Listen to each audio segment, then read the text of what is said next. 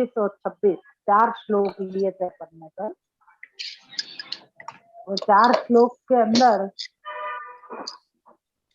श्री महाप्रभु जी ने सुखदेव जी के हिसाब से जो आज्ञा करी, पंच पर्वा अविद्या के हिसाब को जो तीसरो चौथे और पांचवो जो अविद्या है वाको प्रकार यहाँ कल बताया गया था। और ये बताया था कि श्री यशोदा जी के हृदय में जो विराज थे जो प्रभु हैं, मतलब जो अज्ञान भयो अगर ठाकुर जी के दर्शन नहीं हो रहे हैं, ठाकुर जी विराज रहे हैं कि नहीं विराज रहे हैं, मतलब ऐसो जो अज्ञान और ज्ञान भयो, तो ये समझनो है कि तो अपन दुनिया में सबन को ज्ञान है अपन, मतलब अगर ठाकुर जी है ये ज्ञान है तो अपन सबन को समझ रहे हैं, और ठाकुर जी नहीं है अपन को कहीं दर्शन नहीं हो रहे हैं, तो ये समझ लो कि कहीं भी दर्शन नहीं हो रहा है। कोई को भी समझ रहे कि या कोई को पहचान रहे कि शक्ति अपने में नहीं है, सामर्थ्य अपने में नहीं है, ये एक प्रकार बताया। तो फिर वामे है कि यशोदा जी को जो ठाकुर जी के दर्शन नहीं भय, तो ठाकुर जी के दर्शन नहीं भय मतलब बालक कृष्ण के दर्शन नहीं भय, दिखे नहीं, तब उनने विचार कियो मन में क्या आया है, मेरे कैसे भाग्य कि मेरा वो पुत्र है तो कहाँ चलोगे, मोको क्यों मिल नहीं रहे। तो यहाँ पे पूरी परिस्थिति ये बताई गई कि जैसे बरसात हुए तो बरसात के समय में जमीन के ऊपर कोई भी चीज होए वो अस्त व्यस्त हो गई होए, जल आवे सो सब बह गए हुए, डूब गए हुए, तो ऐसी यहाँ पे जो तृणावर्त में धूल इतनी तेज उड़ाई, तो धूल की जो वर्षा करी, वो वर्षा तू जो जमीन के ऊपर कोई भी चिन्ह या कोई भी चीज रखी हुई है वो भी सब अस्त व्यस्त हो गई, या वह धूल से ढका गई, ऐसा सब हो गया। तो श्री यशोदा जी विचार कर रहे हैं कि मेरे पुत्र को ढूंढने के लिए मैं उनके चरणारविंद के जो चिन्ह है तो वो चिन्हन सु मैं देखूं कि मार्ग कहाँ गए मेरे बालक, तो वो रज में देखते जा रहे हैं, लेकिन यहाँ तो वो धूल की वर्षा ऐसी हुई है कि उनको न कमल के न वज्र के न कुंभ के कोई भी दर्शन, चरणारविंद के जो चिन्ह है उनके दर्शन यशोदा जी को नहीं भय। जब उनने चिन्ह के दर्शन भी नहीं देखे, वो भी नहीं भय उनको, तो वो अत्यंत दुखी हुई, और स्नेहवश इतना स्नेह उनको वो बढ़ गया कि वो स्नेह के कारण और पुत्र को नहीं प्राप्त करने के कारण वो भूमि पे गिर गई, और भूमि के गिरते ही मूर्छित हो गई। तो यहाँ कह रहे हैं कि भूमि पे गिर गए तो उनकी क्रिया शक्ति क्षीण हो गई, खत्म हो गई, और मूर्छित हो गए तो उनकी ज्ञान शक्ति भी खत्म हो गई। तो ऐसा प्रकार बताया वामे ये बता रहे उदाहरण के स्नेह कैसे है यशोदा जी को अपने पुत्र के लिए। तो वो बता रहे हैं कि जैसो गाय को अपनो बछड़ा खो जावे सो दुख होवे और वो मूर्छित होके भूमि पे गिर जाए, तो ये तो अविवेकी पशु है, फिर भी वाकई ऐसी परिस्थिति है। तो यहाँ तो विवेक वाली और विवेक से संबंधित ऐसी श्री यशोदा जी हैं, तो उनको अपने पुत्र के लिए ऐसे प्रकार का स्नेह होना और स्नेह के कारण ऐसी दशा होना ये स्वाभाविक है। तो ये एक प्रकार आयो। और फिर 25वें श्लोक में गोपी जनन के दुख को, गोपी जनन के ताप को वर्णन आयो, और बहुत ही अद्भुत बहुत सुंदर वर्णन आयो। भले महाप्रभु जी ने ये आज्ञा करी है या में कि ये दोनों ही अविद्या के प्रकार है, ठाकुर श्री यशोदा जी को भी बालक कृष्ण में स्नेह, और या समय गोपी जनन को भी ठाकुर जी में जो स्नेह है वो दोनों ही लौकिकवत स्नेह है, या सो वो अविद्या की गिनती में आ रहे है, लेकिन वो अविद्या भी ठाकुर जी दूर करेंगे। तो कह रहे हैं कि अभी गोपी जनन को प्रकार बतायो कि जब गोपी जनन ने यशोदा जी की भी ये हालत देखी और उनने भी जब ठाकुर जी के दर्शन नहीं किए, तब उनको भी अत्यंत ताप भयो, और ताप होते ही वो जोर जोर से रोवे लग गए। तो यो कह रहे हैं उनके रोवे जैसे थोड़ी बहुत धूल हटी, एक वक्त तो तृणावर्त इतनी तेज चक्रवात की तरह बवंडर की तरह आयो धूल के साथ, तो वो आते के साथ में उनने ठाकुर जी को उड़ा के वो ले गयो तृणावर्त। लेकिन जब वो ले जावे के बाद जब थोड़ी सी धूल की वर्षा शांत भई और वो शांत हुए के बाद जब गोपीजन एक दूसरे को देखने लगी थोड़ो बहुत, और ऐसे ही दशा में जब उन्हें देखो कि ठाकुर जी के दर्शन नहीं हो रहे हैं, तब उनको जो ताप है तो वो जोर से रोवे लग गई कि अरे यशोदा जी को भी जब बालक नहीं मिल रहे है, हमको भी ठाकुर जी के दर्शन नहीं हो रहे हैं, हम कहाँ ढूंढे। ये करके खुद रोवे लग गई, ऐसा नहीं, सभी रोवे लग गए, खुद के रोवे को भी आवाज सुन रही है और जो आसपास जो गोपीजन है वो भी रो रहे हैं तो उनको भी आवाज सुन रहे हैं। यानी यहाँ दिखवे भी लग गयो और सुनाई भी देवे लग गयो, दोनों कर्म होवे लग गए। फिर एक प्रकार बहुत सुंदर और अद्भुत बतायो कि जैसे नंदालय की जो गोपीजन है उन लोगों को प्रकार बता रहे हैं कि उनने ये देखो कि अरे हमारे स्वामी यानी के नंदराय जी के पुत्र वो नहीं दिख रहे हैं, वो अभी तो नंदराय जी के पुत्र के रिश्तु ही उनको स्नेह कर रही है। तो उनने तुरंत ये सोचो कि वो नंदराय जी के पुत्र नहीं दिख रहे, तो उन्हें कि ये हमारी बुद्धि को दोष है कि काश हमने उनको अपने ही पास रखे होते तो वो कहीं जाते नहीं या कोई उनको ले नहीं जा सकते। ये सोच के वो अत्यंत ताप वाली हुई, तो उनकी ताप इतनो गोपीनाथ को उनके नेत्रन में आंसू भर आए और आंसू भर आए और आंसू बहवे लग गए। तो उनकी दशा ऐसी हुई कि वो आंसू पोछवे में भी समर्थ नहीं हती। तो यहाँ से महाप्रभु जी ने ये आज्ञा करी करी है कि जैसे अश्रु बहे तो दृष्टि के देवता अंतरहित हो गए, दृष्टि के देवता अंतरहित यानी छुप गए या चले गए, दोनों ही भावार्थ हो सके आपके। तो यहाँ पे अभी कह रहे हैं अंतरहित होना मतलब छुप गए, तो वहां छुपवे सु धूल की वर्षा बंद हो गई। यहाँ पे अपन ने वाक्य आगे जो कारिका में श्री महाप्रभु जी ने बताया तो कि जा समय तृणावर्त आयो और वहां ने सबकी दृष्टि खींच ली धूल के कारण, तो वह समय दृष्टि के जो देवता आते वो वाके साथ चले गए, वाकु भी वो ले गए तृणावर्त। तो जब दृष्टि के देवता गए, यानी दृष्टि के देवता कौन के गए, तो के ब्रजवासी के, गोपी जनन के। तो उन दृष्टि के देवता जब गोपी जनन के गए हैं और वो देवता जब तृणावर्त के पास हैं जितने समय, उतने ही समय वो ठाकुर जी के दर्शन कर सको और वहां समय ठाकुर जी के दर्शन करवे सु वो ठाकुर जी को उठा के लेके जा सके। और यहाँ पे अब ये बता रहे हैं कि यहाँ फिर वो जो देवता हते वो अंतरहित हुए, तो वो अंतरहित कहाँ भय, क्योंकि जो तृणावर्त के पास हते, जैसे कही ना कि बरसात होवे जल गिरेगो तो धूल बह जाएगी चली जाएगी, कोई भी कचरा होगा जल डालेंगे तो वो चलो जाएगी। तो यहाँ पे जैसे गोपी जनन ने अश्रुपात कियो है, वह अश्रुपात सु वह जल सु धूल बह गई, और वो धूल बही गई तो मतलब तृणावर्त ने जो भी आवरण लायो थो वो आवरण हट गयो। तो तृणावर्त के पास जो देवता आते वो महासु देवता हट गए, वो छुप गए, महासु चले गए। और वहां से चले जावे के बाद में जो अपन ने 26वां श्लोक देखो वहां में ये बतायो कि तृणावर्त बहुत दूर तक नहीं जा सक्यो, वो ठाकुर जी को वजन आकाश की तरफ ठाकुर जी को उठा के ले जा रहे होते, लेकिन वो आकाश तक भी जा नहीं सक्यो। और वाकू जानो तो टेढ़ो, कहाँ जानो तो वाकू तो मथुरा जानो तो, वाकू सीधे सीधे आकाश में तो जानो नहीं तो, वाकू कहाँ जानो तो मथुरा जानो तो। लेकिन वाके उपास्य जो माया के भगवान है, दैत्यन के उपास्य भगवान कौन है, माया, तो उनको भी उनने जो सामर्थ्य दियो वह सामर्थ्य सु वो सिर्फ सीधो ही जा सकते तो, टेढ़ो नहीं जा सकते तो।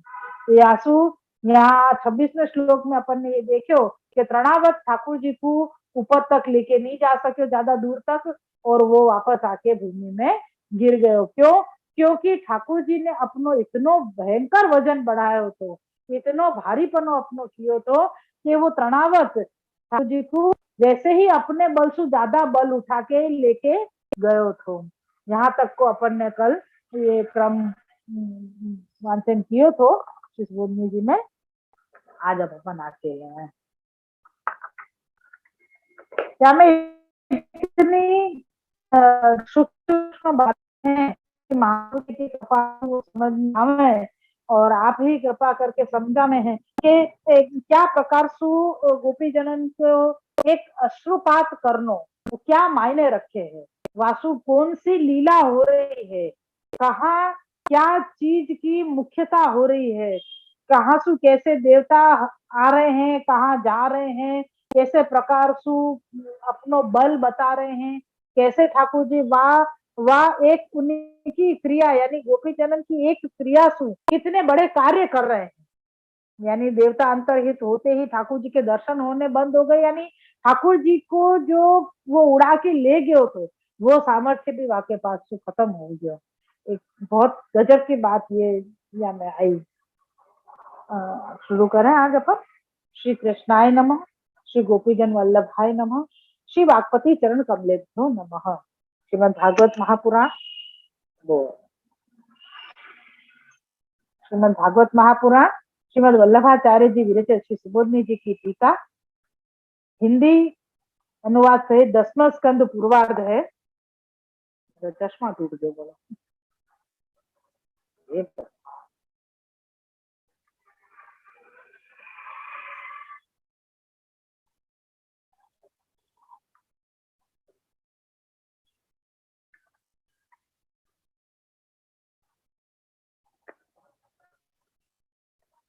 तामस प्रमाण अवांतर प्रकरण तृतीय अध्याय है और यह अध्याय यश निरूपक है।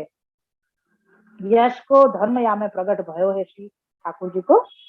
और श्रीमद् भागवत जी के अनुसार अपन ये 7वें अध्याय में 7वां अध्याय में चल रहे हैं और अपन ने 26 श्लोक तक क्या में कियो है। या को आभास है आगे अब। ततो शक्तो यत प्रतवांस तदाह तमस्मान नीति। आभासार्थ है कि इस प्रकार उस तृणावर्त की शक्ति जब कम हो गई तब भगवान को ले जाने में असमर्थ हो गया। उसका वर्णन तमस्मानम इस श्लोक में करते हैं। श्लोक है 27वां।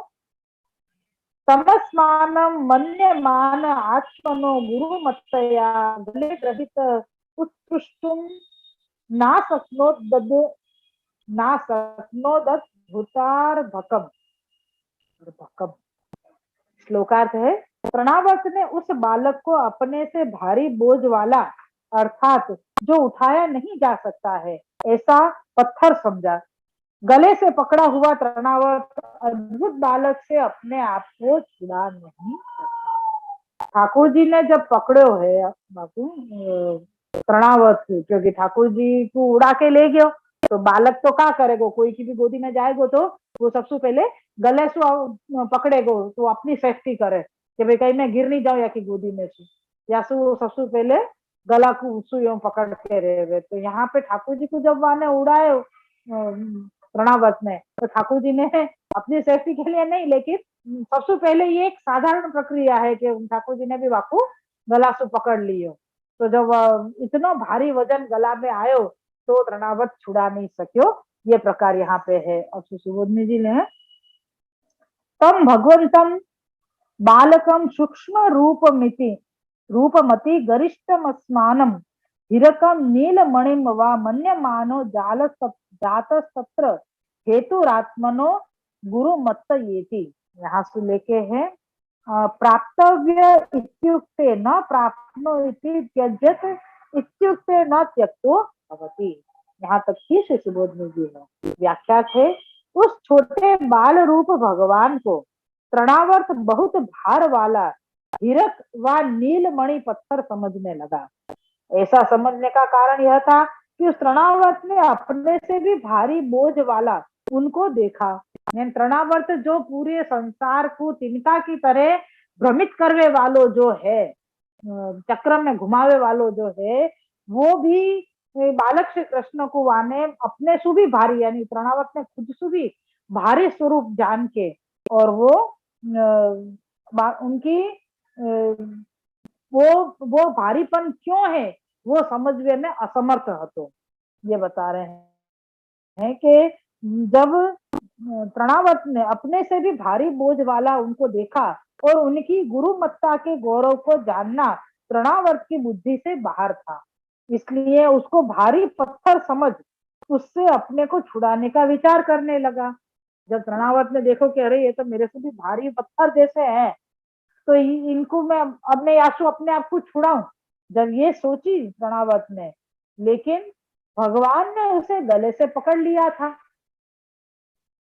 तो इसलिए वो छुड़ा भी ना सका। और हाथों को दूर कर क्यों नहीं छुड़ा लिया? यहाँ पे कह रहे हैं कि भाई आपने अपने हाथों से ठाकुर जी को दूर करके छुड़ा क्यों नहीं लियो? गला से पकड़ के रखो, तो बालक ही तो है। तो माने अपने अपने हाथ से इतना, वो खुद इतना शक्तिशाली है, इतना बलवान है, तो माने अपने आप को ठाकुर जी के हाथ से हाथ छुड़ा के क्यों छुड़ा नहीं लियो अपने आप से? तो इस शंका का निवारण करने के लिए श्री सुखदेव जी ने कहा है कि यह बालक साधारण बालक नहीं है, किंतु अद्भुत यानी अलौकिक अर्भक है, अर्भक बालक है। इसलिए इसकी लीला अलौकिक है, इसको जो छोड़ता है उससे यह संबंध जोड़ता है। कारण कि भगवान की लीला अलौकिक है, लोक से विपरीत है। इसको जो छोड़ता है उसको वो पकड़ता है। बहुत सुंदर बात कही है। तो इनको जैसे कहे ना कि अपन अपने घर में, श्री महाप्रभु जी ने कृपा करके अपने घर में अपन को एक एक इतने सारे हजारन वैष्णव हैं, लाखन के वैष्णव हैं, या समय में अभी या भूतल पे, तो इतने जितने वैष्णव हैं इतने ही प्रभु के स्वरूप सबके घर में विराजमान है। तो का अपन ठाकुर जी को ध्यान रखे हैं? नहीं। अपन ठाकुर जी को अरोगावे हैं, अपन ठाकुर जी को भोग धरे हैं, तो अपन अरोगावे ठाकुर जी को तभी आप अरोगे हैं। इतना है कि आपकी कृपा है, आप तो अपन को खावे को दे रहे हैं, आप अपन को घर संसार चला रहे हैं, आपने हमको पकड़ के रखे हुए, यासु हम आपके शरण की शरण है, अन्यथा तो जीव तो कहाँ भाग जाओ। बाकी सामर्थ्य है, बाकी सामर्थ्य नहीं है कि प्रभु के पास बैठो रहे। तो ठाकुर जी ने पकड़ के रखो, तुम छोड़ कहीं जाएगो, तू जाएगो तो मैं तो तू जावे नहीं दो। ये ठाकुर जी ने पकड़ के रखे हो। यासु अपन सब बंधे हुए हैं, बाकी अपन खुद अपनी इच्छा से ठाकुर जी के पास बैठे हो के लिए तो अपनी इच्छा ही नहीं होवे। क्यों? क्योंकि जो चीज अच्छी होवे वो चीज तो अपन को कभी गले ही नहीं उतरे। जो चीज सच्ची होवे, अच्छी तो है ही, पर जो चीज सच्ची होवे वो चीज अच्छी नहीं लगे। जहां पे कछु गलत काम हो रहे होए या जहां कछु चीटिंग चल रही होए, अपन को ऐसी सब चीजें सुनने में भी, वो सब चीजें देखने में भी, ऐसे सब प्रपंच करवे में वहां बहुत जल्दी मन लग जावे। लेकिन जहां भगवत वार्ता है, सत्संग है, ठाकुर जी की बात है, वहां जब भी आवे ना तब अपना मन कहीं ना कहीं उड़तो होवे। लेकिन ठाकुर जी की जब कृपा होवे, श्री यमुना जी श्री वल्लभ की कृपा होवे और आप जब अपनो हाथ पकड़ के रखते, तब ही अपन वहां बंधे भय रहे, अन्यथा जीव की सामर्थ्य नहीं है। यहाँ पे कह रहे हैं कि अपन अगर छोड़ रहे हैं, जो उनको छोड़ता है उसे यह संबंध जोड़ता है। ठाकुर जी की लीला लोक सु विपरीत है। लोक में अपन एक बार कह दें कि जा मारे तारी साथ संबंध नहीं राखो, आज से मेरा तेरा संबंध कट, तो वो खत्म, वो दूसरी बार वो देखे भी नहीं आएगा और ना अपन देखे जाएंगे वापिस।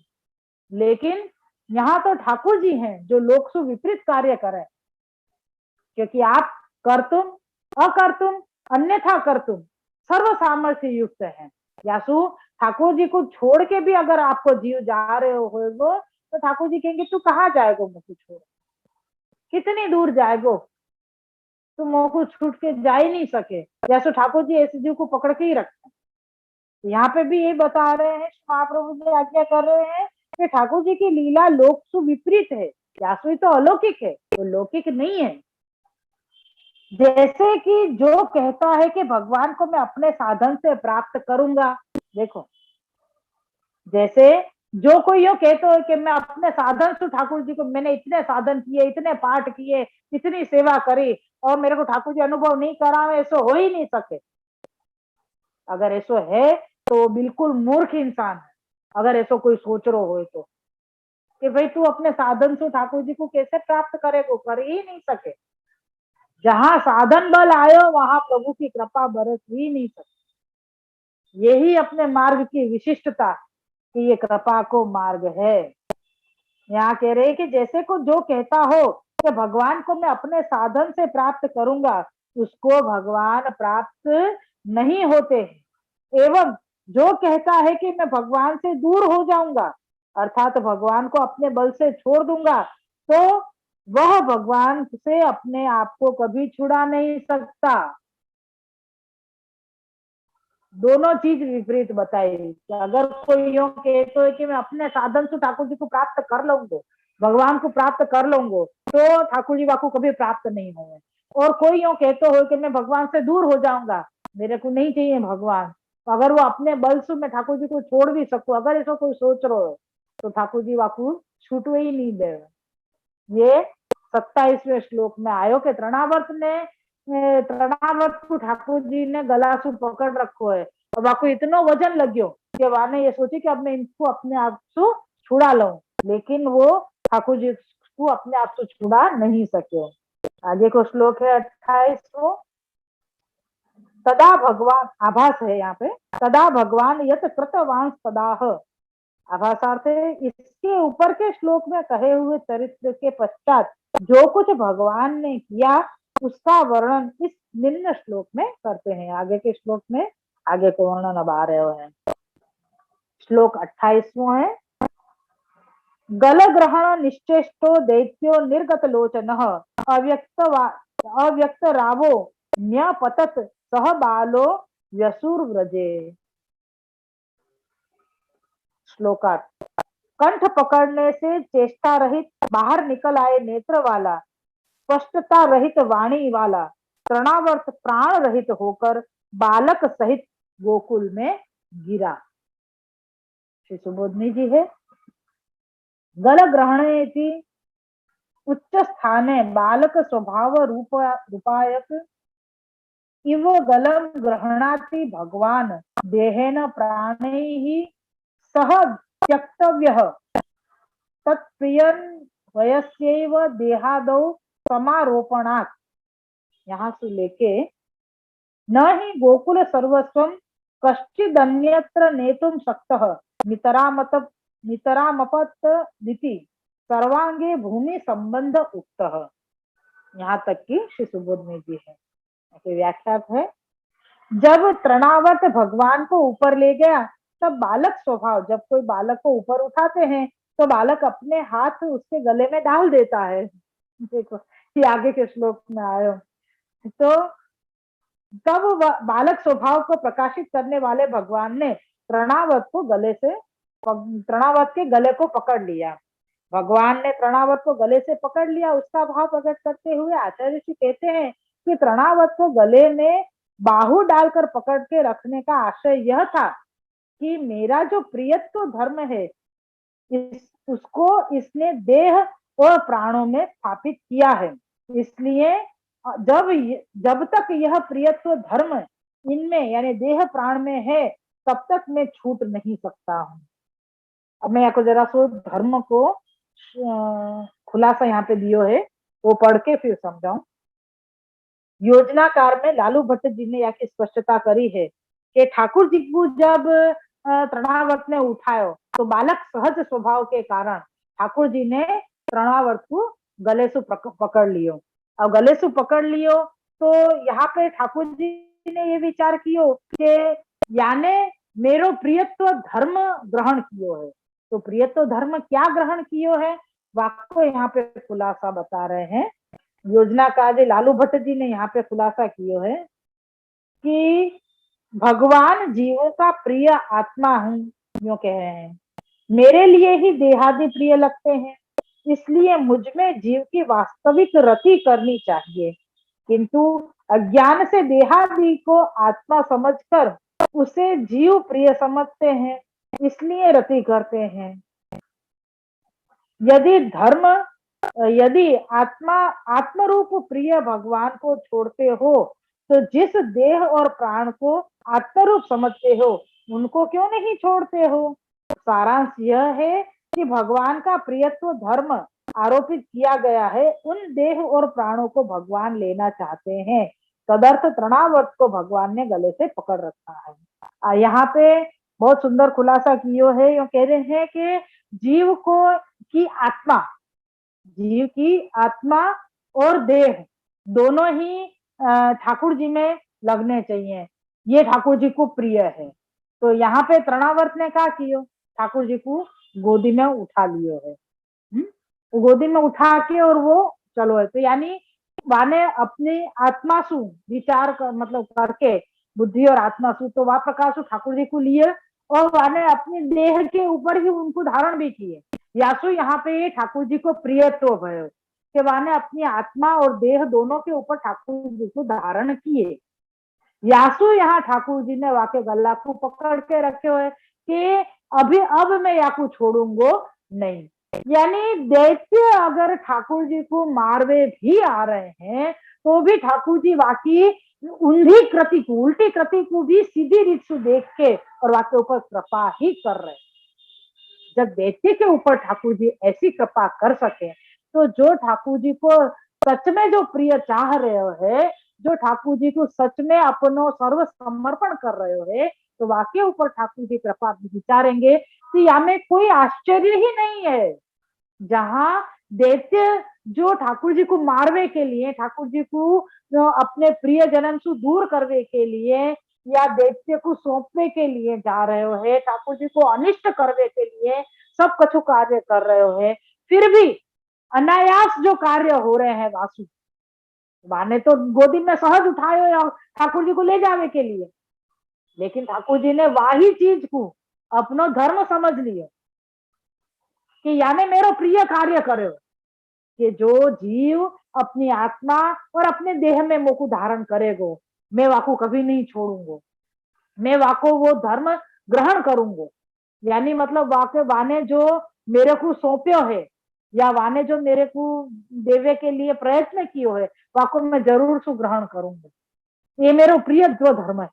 तो ये सब सोचने के बाद मत इतनो दैत्य ने अनिष्ट करवे को कार्य कियो, सहज में ठाकुर जी को उठा के लेके गयो, तो भी ठाकुर जी ने वाके ऊपर कृपा विचार के वाको गला वाको मतलब पकड़ के रखे कि मैं तो को अब नहीं छोड़ूंगो, तेने मेरो प्रियत्व कार्य कियो। ये यहाँ पे ये बताया कि ठाकुर जी ने एक बालक सहज धर्म के हिसाब से, जैसे कोई भी बालक को गोदी में उठाएगो तो वो सहजता से वाको गला की तरफ हाथ बढ़ाएगो, ऐसे ही यहाँ पे ठाकुर जी ने कियो। लेकिन ठाकुर जी को कार्य लौकिक तो हो नहीं सके, यहाँ आपको ये अलौकिकत्व धर्म जो बताए कि ठाकुर जी ने क्या प्रकार से प्राणावत को पकड़ के रखे थे। तो यहाँ कहिए कि देह और प्राण वो दोनों ही ठाकुर जी ने ठाकुर जी को जैसे समर्पण कर दियो हो, ऐसे देह और प्राण के ऊपर प्रणावर्त ने ठाकुर जी को धारण कर रखे हैं।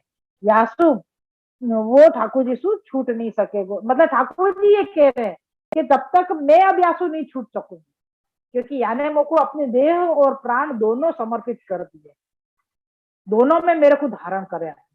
यासु तब तक नहीं छूट सकूंगा जब तक या के अंदर देह और प्राण हैं। अब ये समझ में आई बात, प्रणावत को वध कियो है आपने, आकाश में ही कर दियो, मतलब ऊपर ले जाते ही कर दिए।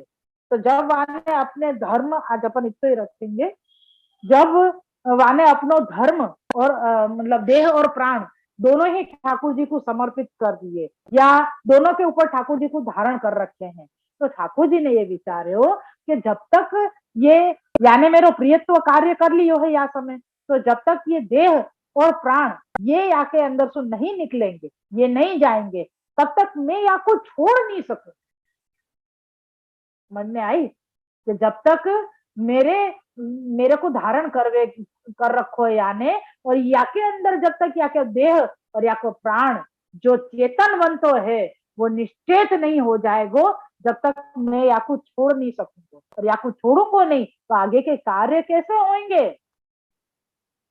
या को छोड़ूंगा नहीं तो आगे के कार्य कैसे होंगे। यासु ठाकुर जी ने, या मैं आगे आएगो के ठाकुर जी कही के तृणावर्त को, भगवान ने तृणावर्त को जब गले से पकड़ा तब वह चेष्टा रहित तो हो गया। जब ठाकुर जी ने वाकु धारण कर ली, मतलब ठाकुर जी को वाने धारण कियो, और जब ठाकुर जी ने वाकु ग्रहण कर लियो, मतलब अपना लियो वाकु, या वाके ऊपर कृपा विचारवे के लिए आपने जब अपनो हस्त वाके ऊपर धरो, अपने अपने अंग को संग करायो, जैसे पूतना को अंग को संग भयो तो ऐसे ही यहाँ पे आपको भी प्रणावर्त को भी अंग को संग भयो है ठाकुर जी के। तो वह कह रहे हैं कि जब वो गला से पकड़ लियो तब वो चेष्टा रहित हो गयो, यानी भगवान दयालु है, उसकी निश्चेष्टता देकर उसको छोड़ देंगे, किंतु छोड़ा नहीं, अपनी दयालुता क्यों प्रकट ना की। तो इस शंका के उत्तर में कहते हैं कि तृणावर्त दैत्य था, वाको धर्म वाने जो ठाकुर जी को समर्पण कियो, एक प्रकार को जो ठाकुर जी ने समझ लियो वाके या चेष्टा को, ठाकुर जी ने वाके या कार्य को, वाकी या क्रिया को ठाकुर जी ने समर्पण समझ लियो कि यानी मोको अपनो देह और प्राण समर्पित कर दियो है, यो समझ के ही वाकू वाको उद्धार करने को आपने विचार कियो। लेकिन जब ठाकुर जी ने वाको गला वाको पकड़ो तब वो चेष्टा बिना को हो गयो, यानी वो निश्चित हो गयो, तब तो ठाकुर जी को वाको छोड़ देना चाहिए तो क्योंकि ठाकुर जी तो दयालु है। तो यहाँ पे कह रहे हैं कि तो अपने ठाकुर जी ने यहाँ पे दयालुता नहीं दिखाई, क्यों नहीं दिखाई, क्योंकि प्रणावर्त दैत्य हतो। दैत्य को खुलासा एक लिपि में है वो कर लो, बाकी बात तब तक मेरे को लगे ये पूरा हो जाएगा। दैत्य पर दया करना जीवों के लिए विपत्ति की रक्षा करनी है। दैत्य पे दया करेंगे तो जीव जो है उनको वो पीड़ा देगो, यासु ऐसो नहीं कर सके, तो दैत्य दूसरों को दुख देने वाले होते हैं, इसलिए उनका नाश करना ही धर्म है। यहाँ पे फिर आपको अभी पैराग्राफ बाकी है, ये अपन कल कल शायद ले लेंगे, खबर नहीं क्या करेंगे, कल आज थोड़ी देर के लिए आ जाएंगे, फिर शाम को वापस मिलेंगे, है ना। तो यहाँ पे प्रणावत को पूरा प्रकार बतायो कि ठाकुर जी को वो ऊपर उड़ा के लेके जा रहे हो तो, लेकिन वहां की शक्ति क्षीण हो गई, क्योंकि वहां ने अपनी शक्ति से भी ज्यादा बलशाली ठाकुर जी को, मतलब बालक को अपने गोद में ले रखो तो वो वैसे ही थक गयो थे, बाकी सारे बल नष्ट हो चुके थे, और वो छुड़ा नहीं सको अपने आप को। क्यों नहीं छुड़ा सको, क्योंकि ठाकुर जी ने वाकू गलासू पकड़ के रखे हो, जैसे बालक सहज स्वभाव सु कोई की गोदी में होए तो वो वाकू गलासू पकड़ के रखे होवे, वही प्रकार से ठाकुर जी ने यहाँ पे रखे थे। लेकिन यहाँ पे आगे और भी प्रकार बताया है कि वहां में ठाकुर जी ने खुद ने क्यों ना छोड़ दियो वाकू, तो ठाकुर जी छोड़ देते तो तृणावर्त छूट जातो। तो कह रहे हैं कि ठाकुर जी ने यासु नहीं छोड़ो, क्योंकि वहां ने अपने देह और प्राण जो जीव ठाकुर जी को समर्पित करे वो ठाकुर जी को प्रियत्व है, प्रिय धर्म है जो जीव करे है। तो ऐसो यहाँ पे सहजता सु तृणावर्त ने कियो है, और ठाकुर जी ने वाको ये भाव समझ के और वाके ऊपर कृपा विचार के लिए वाको छोड़ो नहीं, और वाक्य मतलब ठाकुर जी ने जब पकड़े है तभी वो निश्चेत हो गयो है, चेष्टा बिना को हो गयो है, तब भी ठाकुर जी ने नहीं छोड़ो, तो वो या के लिए नहीं छोड़ो क्योंकि ये दैत्य है, दैत्य है तो वो जीवन को पीड़ित करेगो, दूसरे को दुख देगो, या सु या को नाश करना ही उचित है, ये ठाकुर जी ने समझ के भी वाकू छोड़ो नहीं है। एक तो प्रकार आज आयो है, अपन कल वापस मिलेंगे, 2 बार मिलेंगे, शाम को 5, 5:15, शायद 5:30 भी हो जाए, पर देखते रहिए 5 बजे से 5, 5:15 से। तो कल सबन को गणगौर है, गणगौर की बधाई।